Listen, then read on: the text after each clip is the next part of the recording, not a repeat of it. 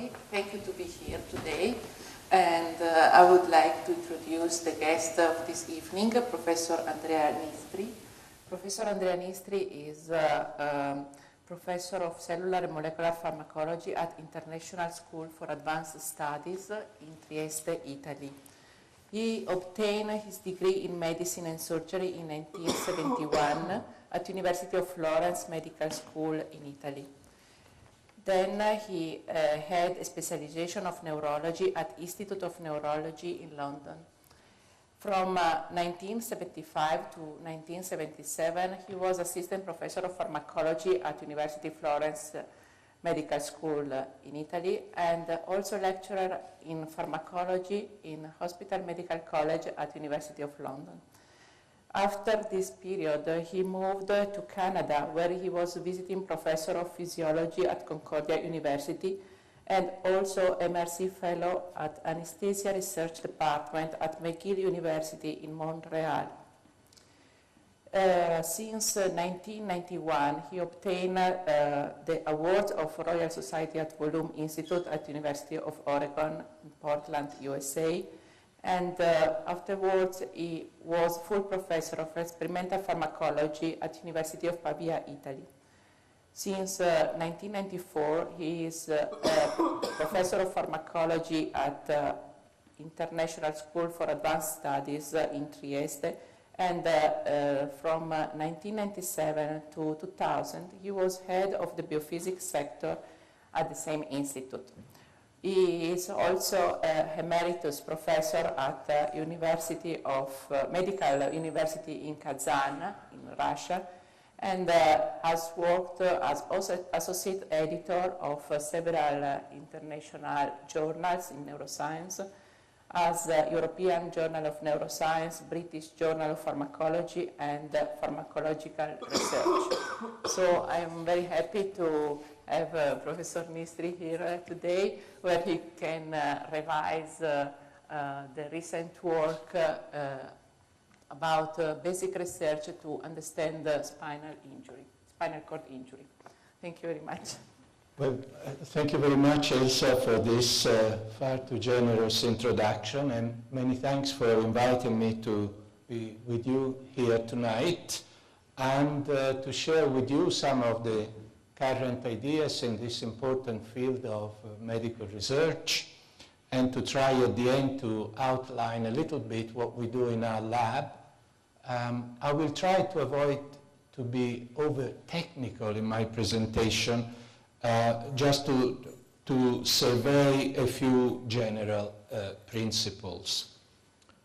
Okay, without any further delay, I think we better move on to try to understand some of the basic problems and recent knowledge acquired in the field of locomotion. Now, even if we often don't think when we walk around, we may be walking with friends, we may be walking while we look at buildings or very nice views, or we are very focused on some problems and we have to walk very fast. We don't think about how we walk. But if you, for a moment, stop and consider how complex this activity is, you may be amazed. Well, first of all, we have to stand, so we have to activate a number of muscles in our back so that we have what is called the stance. And indeed, one of the problems of people with a spinal lesion is to stand up even before they can start any attempt to walk.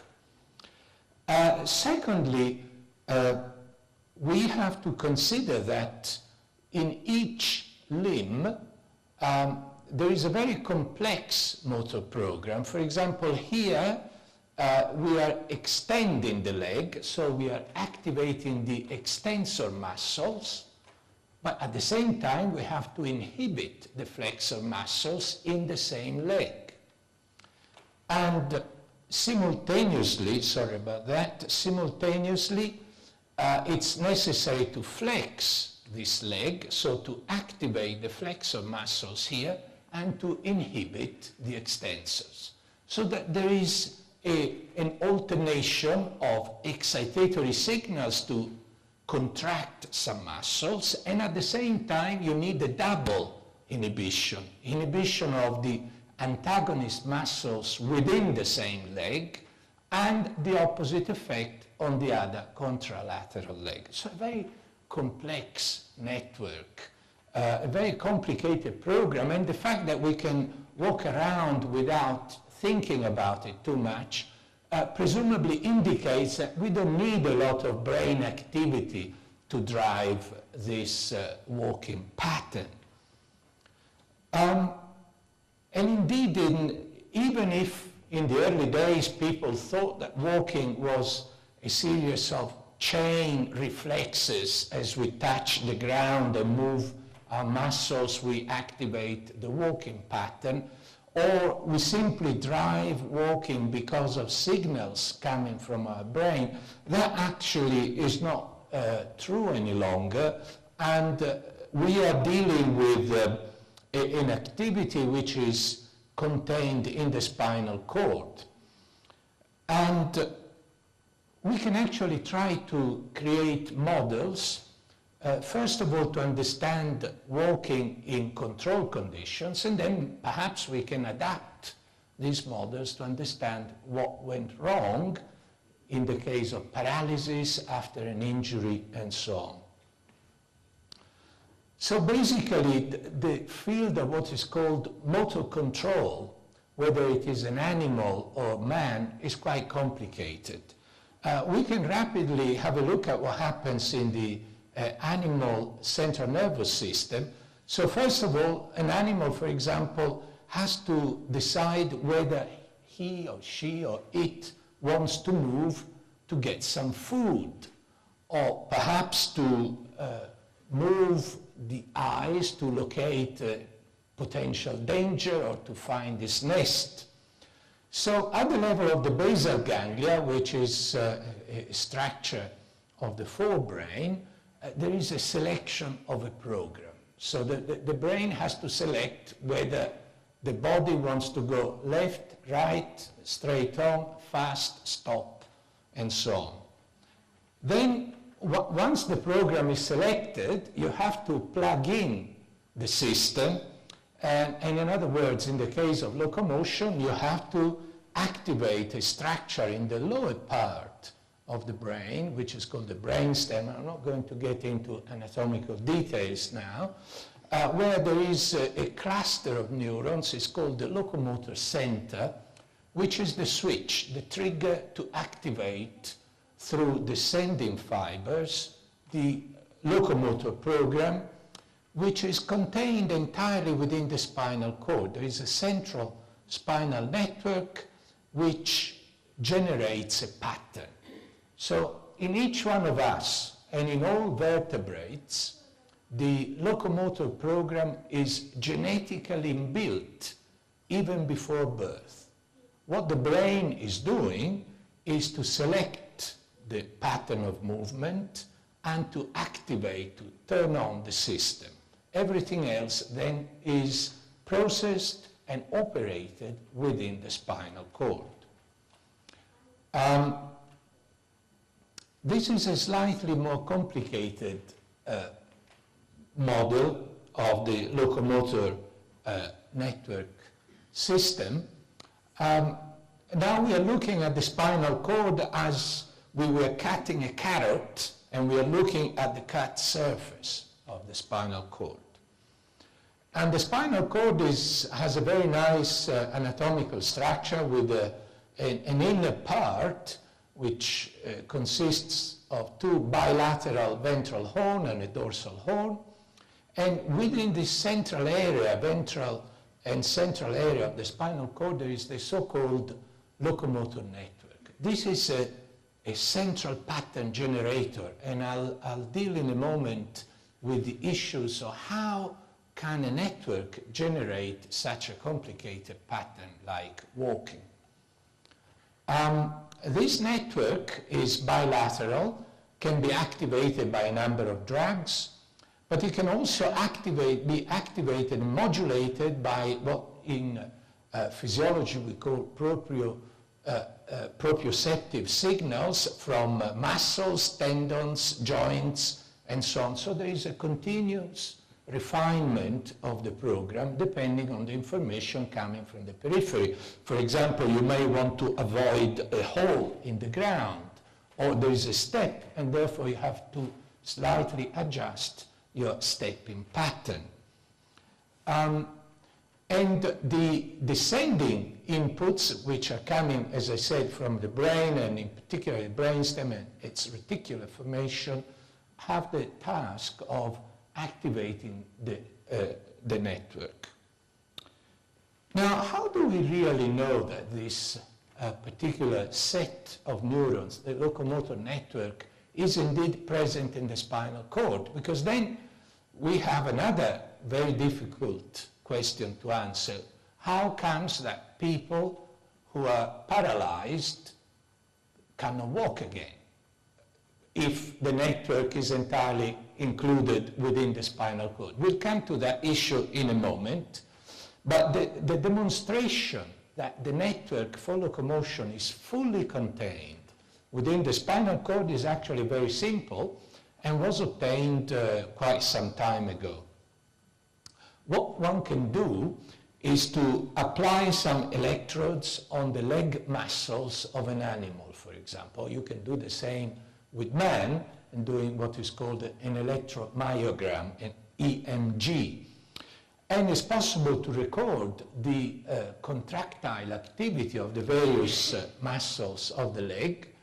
And when the animal is walking normally, it's clear that there is an alternation between left and right. You can see when this muscle is contracting, this is the right tibialis, the left tibialis muscle is relaxed, and vice versa. And this alternation is concerned also with the extensor muscles and so on.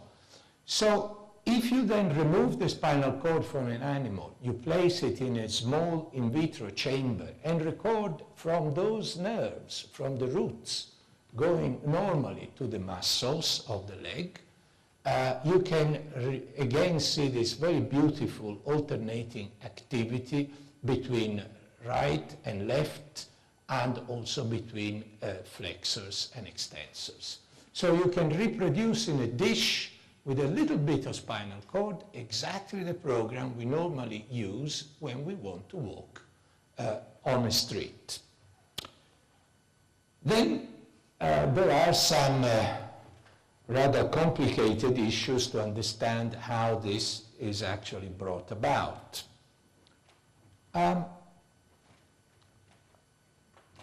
If this program, locomotion, is inbuilt in our spinal cord, as I said, genetically inbuilt, then we have to consider how the neurons know when to produce the locomotor pattern and how they actually manage to generate alternation of excitation and inhibition. And somebody has to give the signal to start, right? So we can think, for example, that in the spinal cord there are some pacemaker neurons, like in our heart. Our heart beats regularly for many, many years because there are pacemaker neurons driving the rest of the heart to contract rhythmically. But unfortunately, it has been very difficult to find real pacemaker neurons in the spinal cord. Although there are pacemaker neurons in other areas of the brain, there is a pacemaker, for example, for sleep and so on. The other possibility, which is a bit more fashionable nowadays, is that some neurons are not really pacemakers in the sense that they always generate a rhythm, but they can when they are stimulated by particular conditions, for example, a strong excitation or certain soluble molecules. So these are conditional pacemakers. Normally they are not pacemakers, but they can become pacemakers. Or the third theory or possibility really is that there is a special arrangement within the network. It all depends on how we wire together the neurons. And in neurophysiology, there is a motto which says, neurons that wire together, fire together. So that it's very important how they are histologically connected. I like to produce an analogy with a choir. If we look at, this is the Sistine Chapel choir, and if we look at this very beautiful melodic harmony, I know there is a very nice music school just next door to us, you can argue, do we need really a choir master to drive a good rhythm? Let us suppose that the choir master tonight is not available. Can we therefore use some of the senior singers, perhaps, who can become the leaders of the rhythm? Or is it really more important to arrange the various voices in such a way that they produce a good harmony? We personally believe that the latter possibility is the most likely explanation for the theory of the so-called central pattern generator of locomotion. And indeed, even not so many years ago, my colleagues and myself proposed a relatively simple scheme based on the number of experimental observations, in which we suggested that the locomotor central pattern generator is really made up by three components. There is a clock, a set of neurons which is generating the rhythm and is giving the regular signals, slow, fast, or whatever, depending on the physiological demands.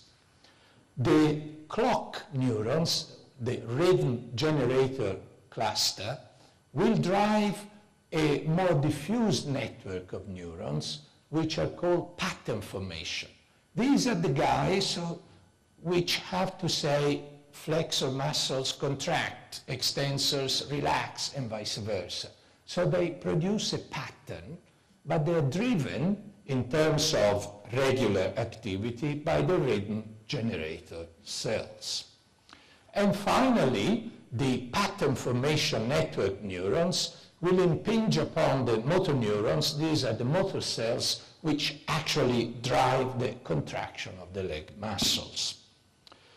So that's more or less the scheme, how it works, or at least how we think it might work.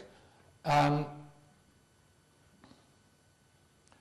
indeed, the beauty of this system is that, as I briefly indicated earlier, you can remove the spinal cord from an animal, place it in vitro, and study the locomotor network activity, but there are no legs, there are no muscles, so this is called fictive locomotion. It looks like locomotion, but it's not for real because you haven't got legs and feet and so on. And this can be produced by applying some excitatory substances. I won't have time to discuss them in detail, like an MDA and 5-HT. And we can actually slice off part of the spinal cord so that we are left only with the ventral horn area and the central area around the central canal. And again, we can keep the fictive locomotion, but we cannot see it from the dorsal root. So that, I think, is good evidence to suggest some basic properties of the locomotor networks. But now, let's move on to the topic of my talk tonight, which is spinal cord injury. So how do we go from the physiology of locomotion, which I briefly tried to explain, to the paralysis, which is almost a universal symptom following a spinal cord lesion? This situation, this symptomatology, has been known for a very long time. I think it's useful to recall that even in early days it was recognized that a spinal lesion was a very, very severe and almost irreversible pathological event. Here we have the account of the Battle of Trafalgar between the Royal Navy and Napoleon's fleet. And the Royal Navy actually won the battle, but the Admiral, Lord Nelson, was very severely hit, wounded by a sniper from a French ship, and the bullet the sailor fired hit the spinal cord. So he immediately said, all power of motion and feeling below my chest are gone. And Mr. Beatty, who was the ship surgeon, was immediately called to examine Lord Nelson, confirmed the spinal cord injury, and no doubt with head bowed, he said, "My lord, unhappily for our country, nothing can be done for you." So it was very clear that there was no cure, no remedy for a spinal cord injury. Well, especially at times of war, spinal cord injury is unfortunately a very common feature of casualties. And people, even from many, many centuries ago, before the Christian era, they were trying to do something to try to treat soldiers who were severely wounded in their spinal cord. What happens to a patient when there is an injury? This is a picture, a magnetic resonance imaging picture of the spinal cord. This is the head and the brain. This is the spinal cord. Is seen in a sagittal plane view like this. And it's pretty clear that there has been some massive, very extensive lesion to the spinal cord of this poor man, which is almost completely flattened. Neurologists believe that the spinal cord injury develops over various stages. There is an initial stage, which is the actual trauma, which destroys fibers, nerve cells, glia, it damages blood vessels, and so on. And then, after the damage, at this initial stage, there is a kind of devious and perverse mechanism, which is called secondary damage, whereby the spinal cord tissue near the damaged site becomes affected by a pathological reaction, so that the damage intensity is greatly amplified. So the secondary damage extends the initial damage to areas unaffected at first, and it is therefore responsible for the chronic symptoms which unfortunately become often a lifelong experience for patients when they actually are at the chronic stage. So the game here is to try to understand what happens from the first to the secondary damage, and if we understand the mechanisms, perhaps we can stop them and save as much spinal cord as possible.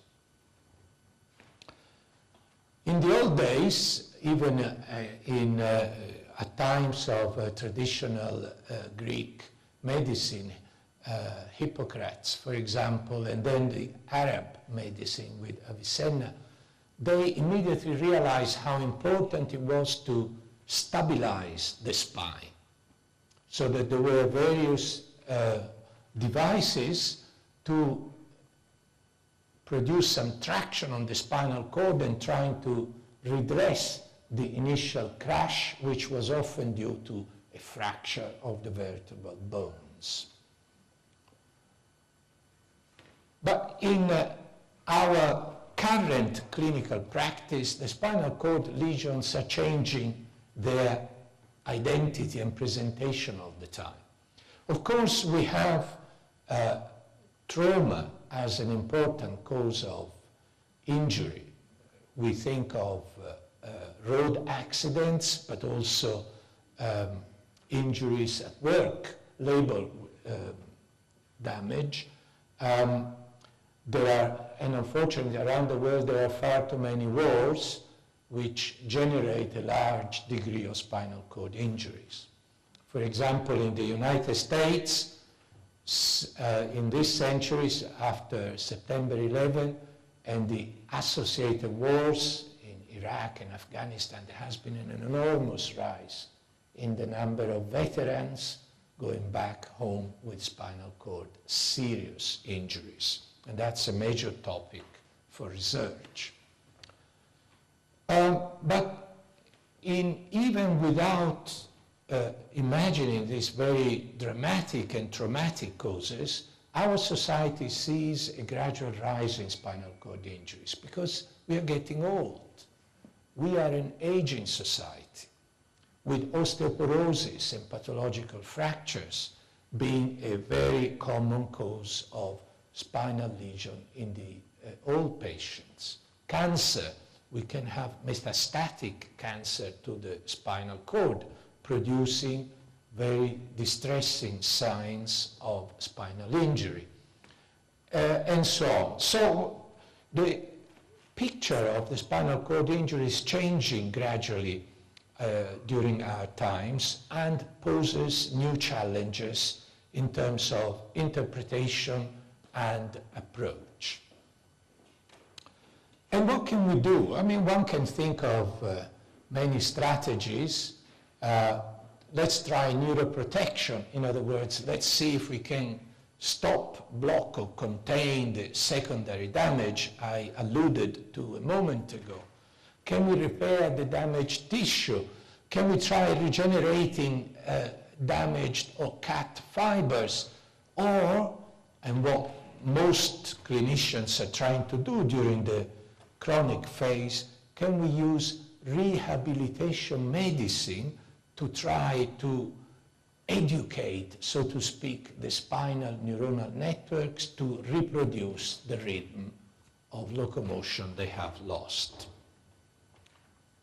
But this is very difficult.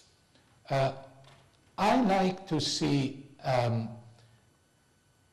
these questions answered to try to unravel the basic mechanisms of spinal cord injury. For example, how is the actual locomotor central pattern generator affected? This is something we really don't know anything about during the early phase of a lesion. So we need experimental models to study that. It's pretty clear. It's very difficult to perform these studies on patients who are often very severely ill in intensive care with emergency treatment.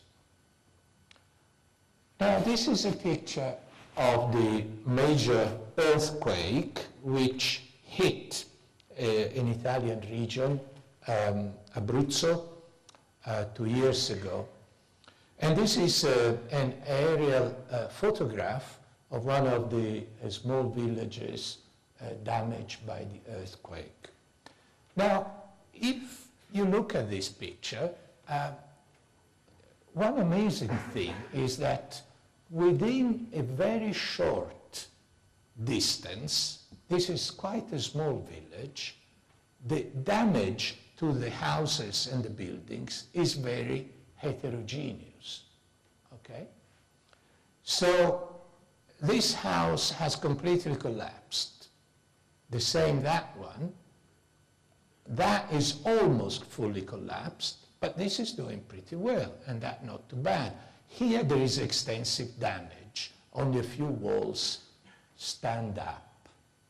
So despite the fact that there was a very strong earthquake, and this is a pattern observed in other towns as well, the damage was very patchy, like indeed it is found in the spinal cord after a lesion.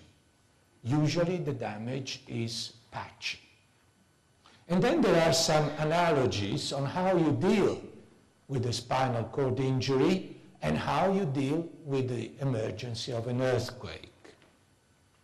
So how do you manage the rescue operation after an earthquake? Well, first of all, you have to assess the damage, like in hospital after an acute spinal cord. Damage rarely complete in both cases. Save survivors, and even in the clinic you want to save surviving neurons and stop any further deterioration. You want to stabilize the buildings which are still standing to prevent further collapse of houses and major institutions. And you want to stabilize the patients in intensive care. Maybe you need neurosurgery to remove broken bits of bone. But you also need to clear away the debris and rubble in the earthquake area. You want to prevent further damage, and you want to prevent secondary damage in the case of the spinal cord injury. And then later you have the real problem. You have to repair the damaged buildings or networks. You have to try to rebuild the areas destroyed or the neurons destroyed. And then when you do this, you realize, especially in the case of the spinal cord injury, how difficult this task is. Because you have to work out how much components you need. So in the case of the earthquake, you will need a quantity surveyor to calculate, to estimate how many bricks, how much mortar you need to rebuild a village or an entire street. And in the case of a spinal cord injury, maybe people think, how many stem cells would I need? And then you have problems like the quality of the suppliers, the materials, the method to deliver all this, the ability of the local workforce. These are considerations very similar in both approaches. And unfortunately, rebuilding is very difficult. It is a little bit like if your TV set at home goes bad. It doesn't work anymore. And then you cannot really shake it and hope it will start again. And if you want to rebuild a damaged circuit, it's no good to go to the local Radio Shack's outfit and start buying resistors, capacitors. What do I need to rebuild the circuit? How many resistors, how many capacitors, amplifiers? Then you have to fit all these components into a board to create a circuit, and you need a power supply and cables and so on. So, like it is very difficult to rebuild the circuit of your TV set if damaged, it is very difficult to rebuild the spinal cord once it is damaged. So what we can try to do in the lab, in the last part of my talk, is to briefly show you what we are trying to understand in terms of basic properties of the locomotor network. By the way, it's also very important to realize that if, like in a TV set printer board, if you at random add components, you actually decrease the performance, the operation of the circuit. This is exactly the same that happens if you add even a small percentage of cells to create a network. You completely change the pattern. So this is why it is almost impossible, certainly difficult, to use stem cells to rebuild. So what we want to know in the lab, at least with our simple experimental models, is how locomotor networks are affected by a lesion? Can we look at any correlation between the damage we actually see histologically and the functional damage? Can we protect spinal networks with drugs? And the last is a question which is very dear to my heart. What is the minimal membership of the network to operate? It's a little bit like asking how many members should a club or a foundation or a society have to remain viable, to build up a program, whether it is a cultural activity or anything else. If we don't know what is to collect enough fees to pay for the rent and the inevitable overheads. So it's very important to understand how many neurons are required as a bare minimum to generate the locomotor program.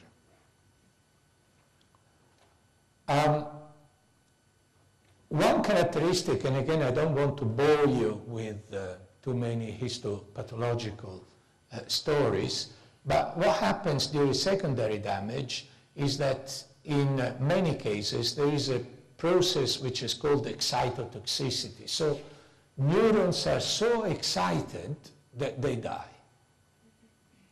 This is a feature discovered actually quite a few years ago in the brain, in the retina as well, and it seems to be occurring in the spinal cord as well.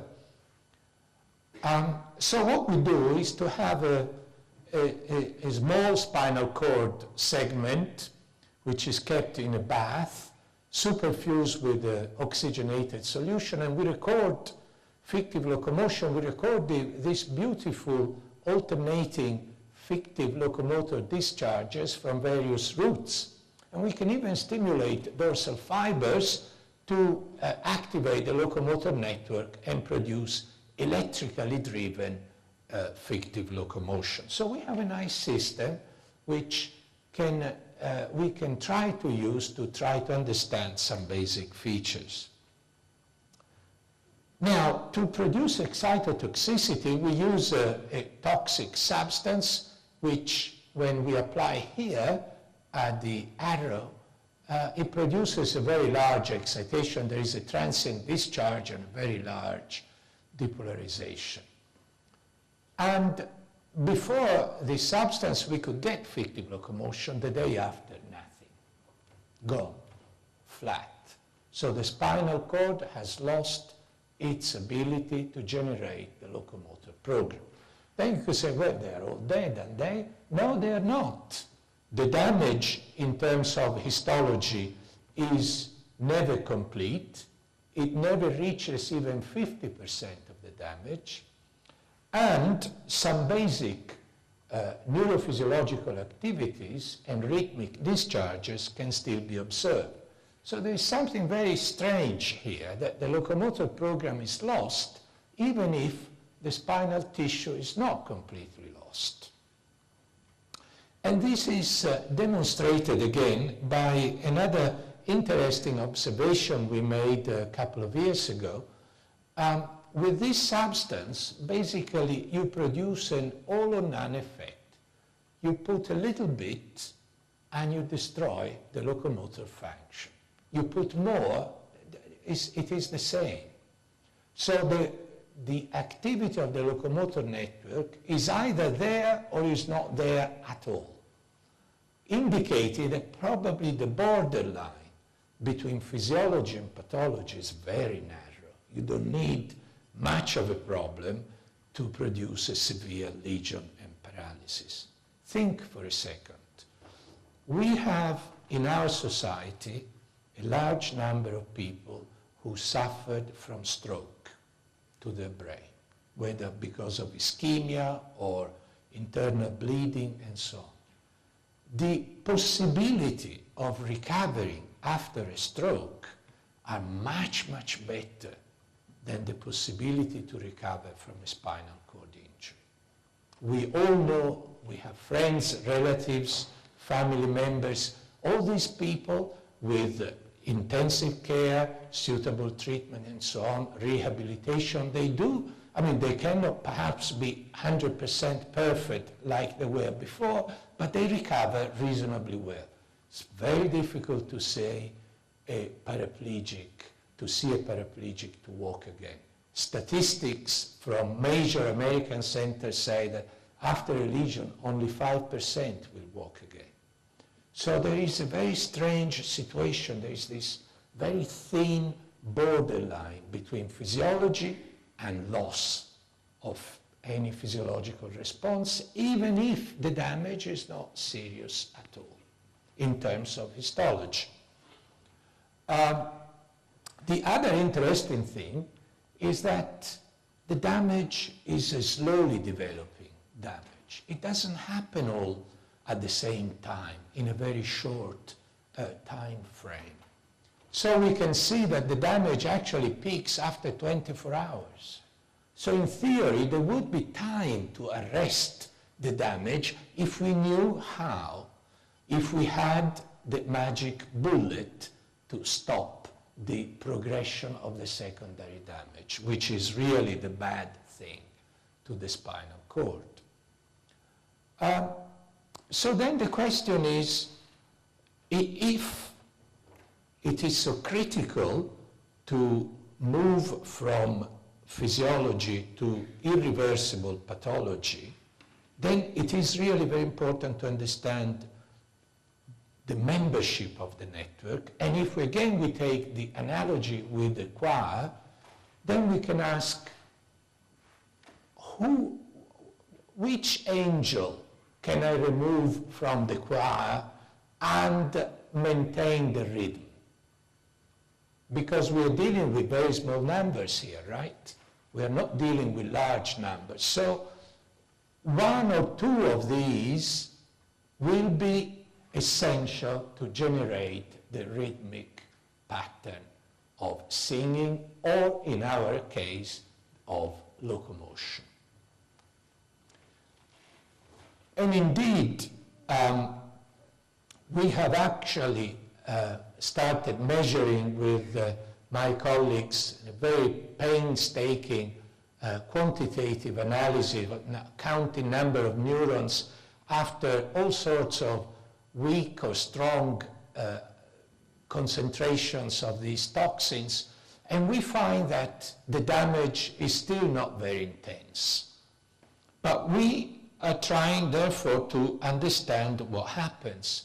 And this is a very complicated picture. I don't want to go into details, but I think we have some insights in not all the properties which went wrong in the neurons and determined the loss of locomotion, but at least a couple of hints.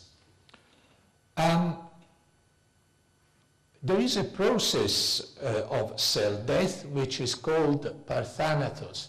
And basically we believe that this system is what actually kills neurons in a number of important cases. It's a very strange story to tell. Each one of us, because we live our lives, every day has a little bit of damage to our DNAs in our cells, right?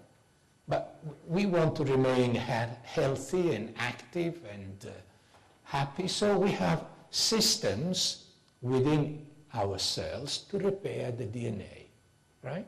We have enzymes which cut, join, and delete any relatively small damage to the DNA, and just to keep us going. And our function is therefore preserved for many tens of years.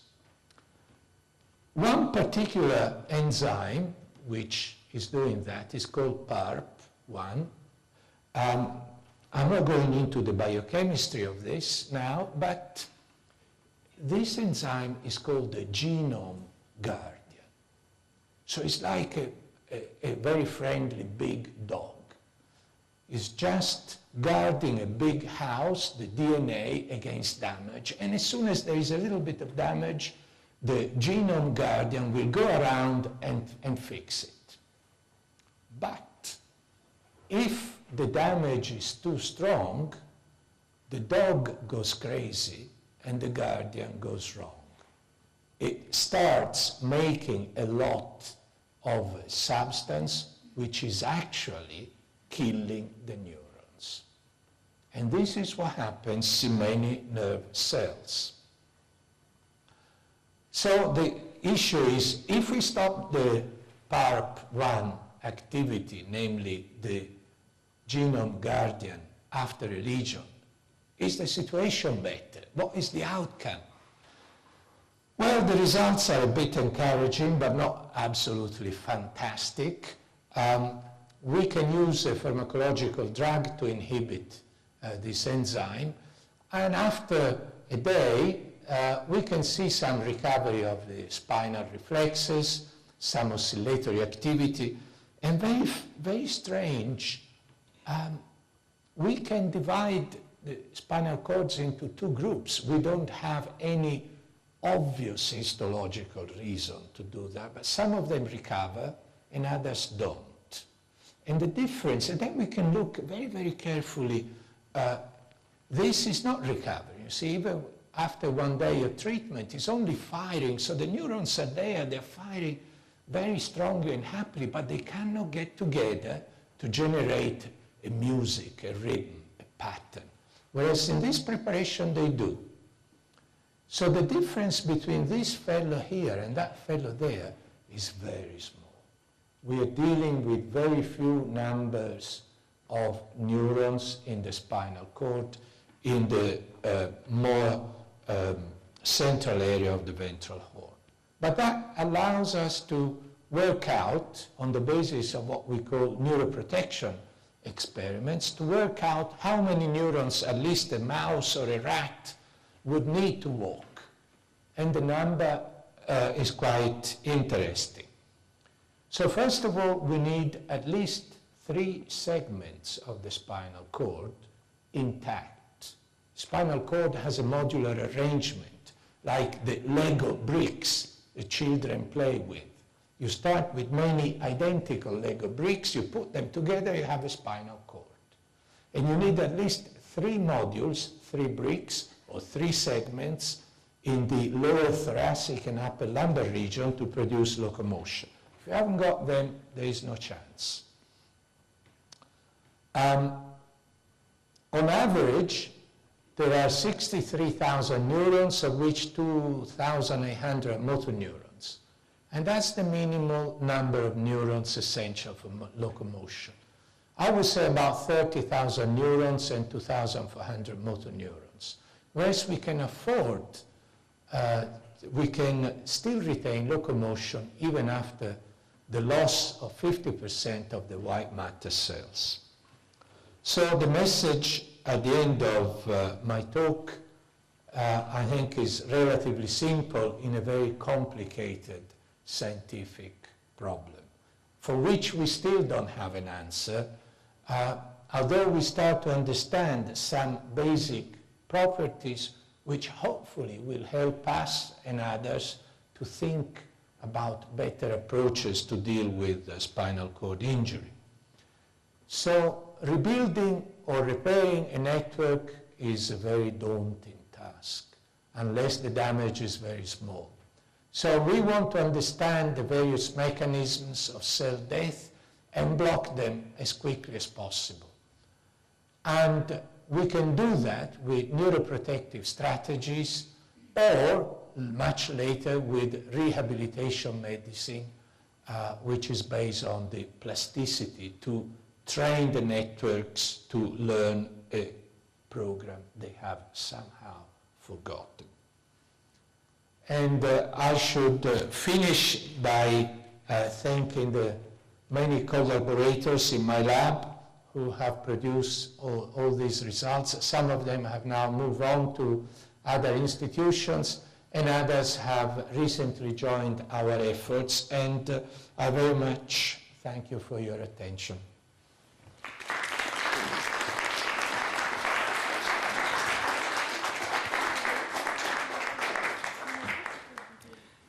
Thank you very much for this stimulating presentation.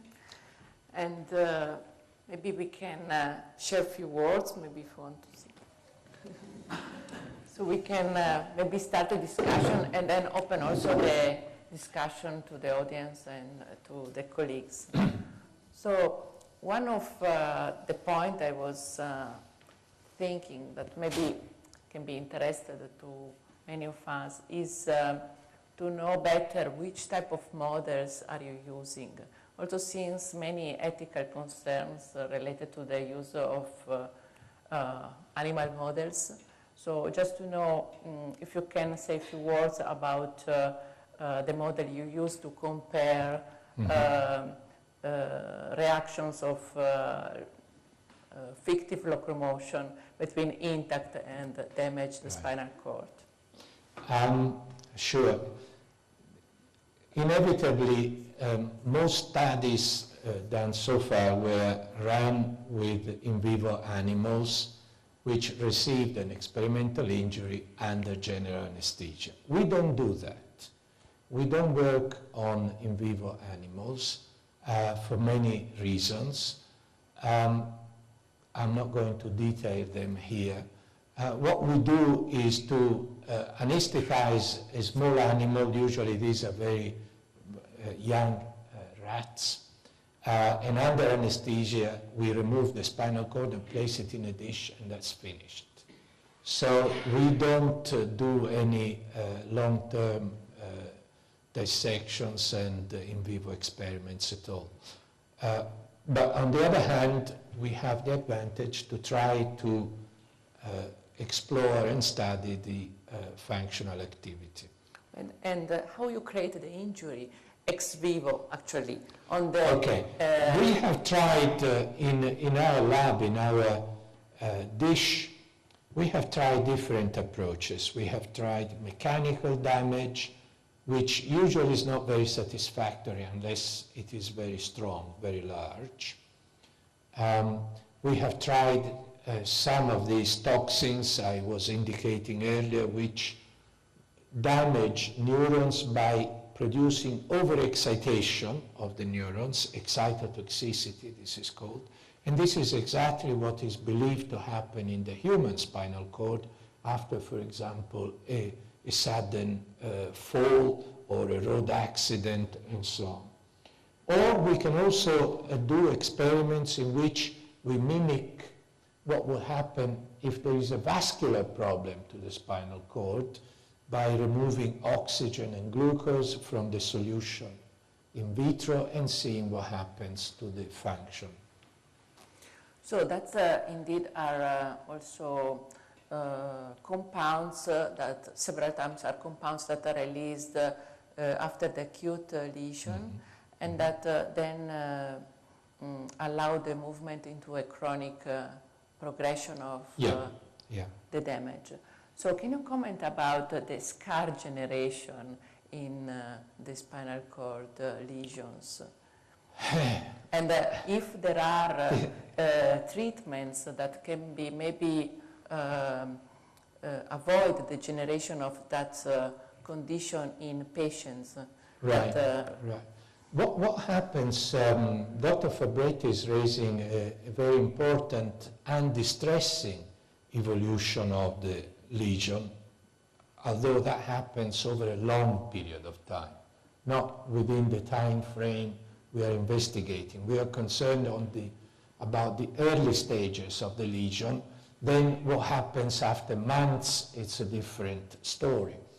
But in many cases, the damaged area is invaded by various cells, which are not neurons, and they generate a scar.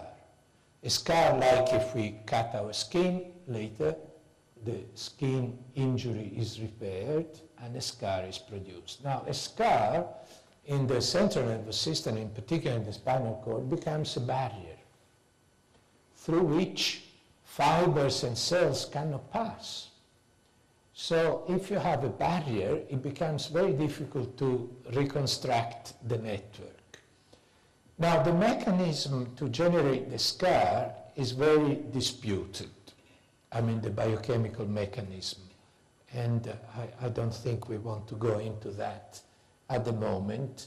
Eventually, the scar can also evolve if produced in certain discrete areas of the spinal cord in cysts.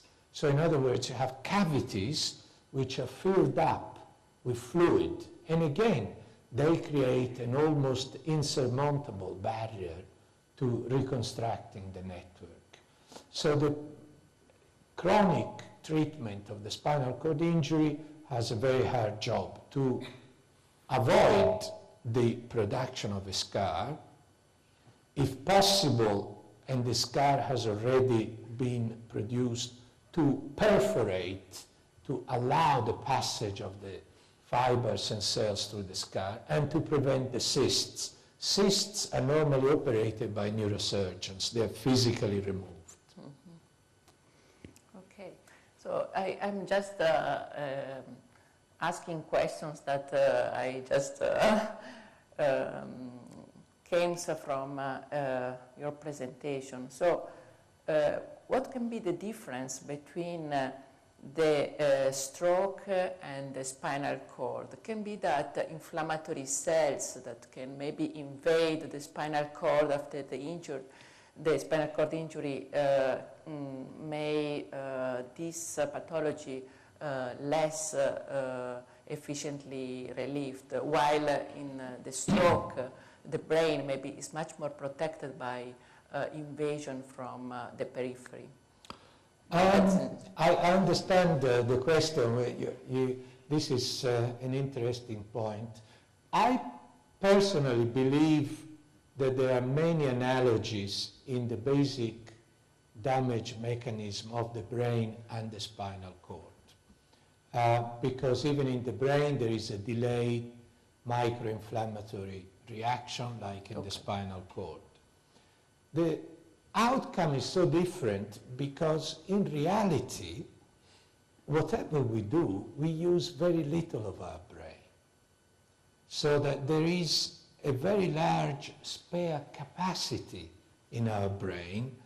And if we lose some areas, by hook or by crook, with a series of devices and strategies, we can exploit nearby areas to reproduce that function. The spinal cord doesn't have all this spare capacity where you can use other cells, other systems.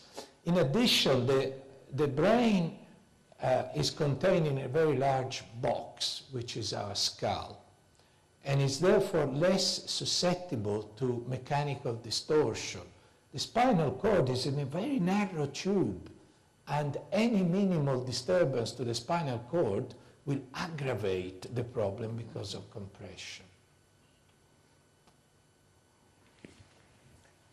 Good, then I have also other few questions, but if there is someone from the audience that wants to ask some question or have some curiosity,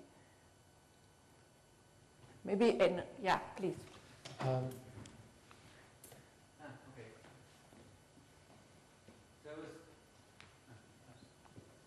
Since you mentioned about the difference between how to say if you have a stroke and the difference between a stroke and a lesion, and then actually related to the fact that you said that the brain would not produce the actual locomotion but would send only the signal for the wish to move to the spinal cord where the locomotion would be produced.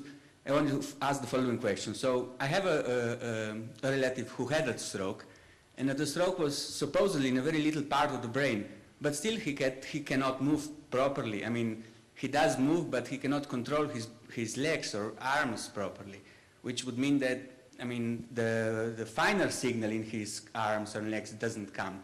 It's not the big signal does come down to the spine, it's just the finer signal from the spine doesn't go out.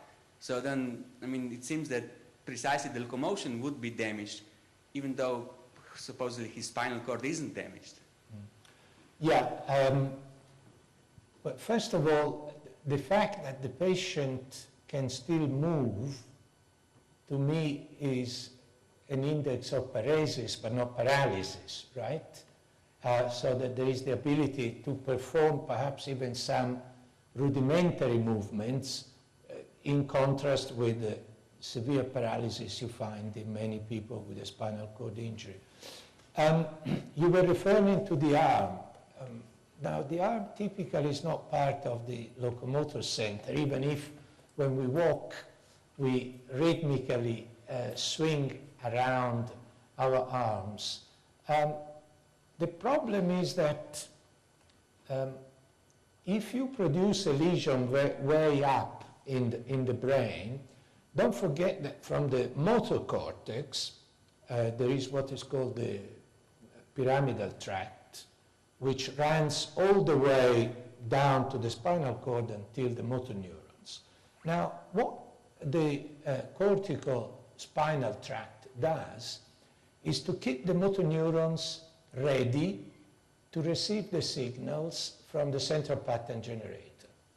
Okay? It produces a kind of continuous ongoing modulation of the functional state of the motor neurons. If the motor neurons are not set ready to respond, then any program is not correctly sent to the leg muscles. I hope I answered your query. Yeah. So, further question. Since you said arms are not part of the locomotion system, but I mean, if we're studying the animals, surely there are. I mean, have we lost them, this part? I mean, we can walk on four legs, on both arms and legs, so there should be, they should have the same mechanism in principle. Unfortunately, very little is known about the networks controlling the movement of the arm during locomotion, even in animals. And that for a number of technical reasons, that the spinal cord is very narrow in the area where these neurons are contained, and therefore is little accessible and so on. So it's far more difficult to work. And there are no clear maps of these networks for the arms.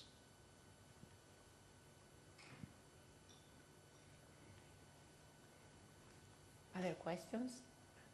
Maybe I have one related to these arms and legs. Can be the central pattern locomotor center of neurons located between an anterior and posterior part, and not having just two central pattern locomotor. I mean, which is the situation? This would not be compatible with the lesion experiments. There is a lot of work done with in vivo animals, and that does not appear to be the case, depending on where you make the lesion. You can produce some very discrete lesions and see what happens to the locomotion of various animal species. Then I have also another question related to the possibility to implant electronic stimulator in patients. That's a growing field. There are two areas of growth.